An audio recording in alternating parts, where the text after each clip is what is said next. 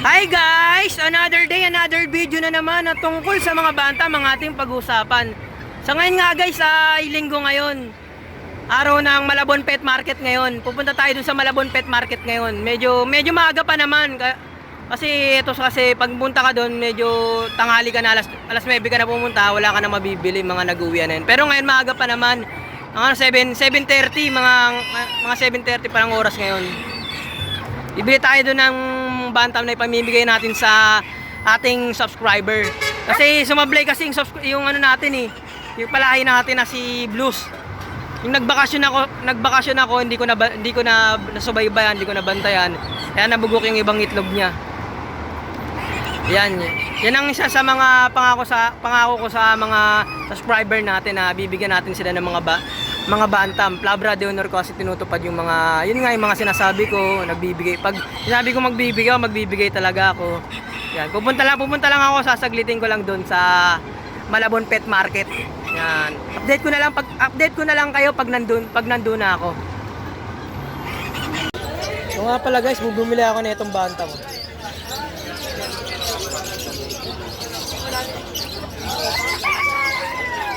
Ito yung forma niya.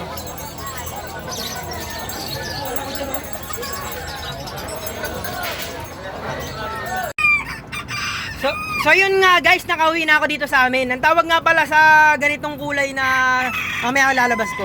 Ang tawag nga pala sa ganitong kulay na manok. Teka, lalabas ko lang Ito nga pala guys, oh.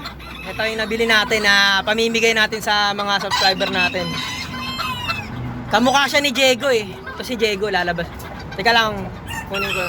Baka tumalon Di naman siya mailap. Ang ganda niya nga, blue leg siya. Ayun, blue legs Lalabas ko lang para akala nyo ito yung isa kong bantam na si Diego. Ito si Diego. Parang kakulay lang siya ni Diego. Ayun si Diego. Tingnan yung pagkakaiba. May pagkakaiba rin pero halos parang magkamukha Si Diego kasi white legs.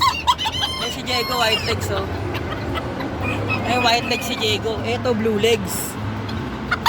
Yung paa niya blue legs Yan. Medyo kawig lang siya ni Diego.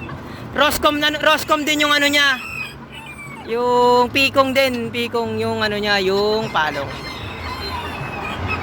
Yan daw. May lahi rin tong si Rama daw guys, sabi nung pinagbilian ko. Medyo nagulo-gulo lang yung balahibo, tapang nanlalaban na siya. Mamaya sparring ko to. Ito pinamimigay ko nga lang pala to guys. Binili ko para ipamigay lang yan. Wala kayong gagastusin dito. PM nyo lang ako. O nga pala, sa mga gustong mag-PM sa akin, ito lang yung ano nyo. Ito lang yung hanapin nyo sa Messenger. PM nyo lang ako sa Messenger. Para makakontakt nyo ako doon o ma-chat nyo ako doon. Ito nga pala yung sa sa Messenger ko. Ito nga pala. Kunin ko lang. Ito nga pala yung sa pangalan ko sa Messenger. Yun, RB Quiñones.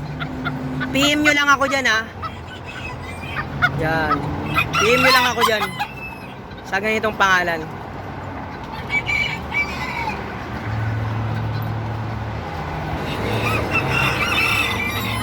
So yun nga guys, mga antansya ko rito sa bantam na to na bagong bili ko. Tumitilawak na.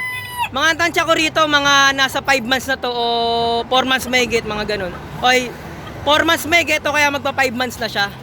Kasi yung tide niya halos kasing laki lang ng parang tide ni Dragon na nila Midoriya, tapos nun ni Peyton. Halos pa kasing edad niya lang.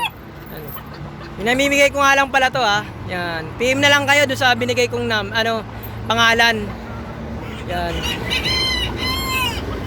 So yun nga lang guys, yan lang ang may sinating video. Kung interesado po kayo sa mga ganitong video, mag-like po kayo. Mag-subscribe lang po kayo, like and share para marami pa po tayong papag-usapan na tungkol sa mga bantam. Comment lang po kayo. Yan. Yan lang po. Maraming salamat po sa panonood. Bye po muna.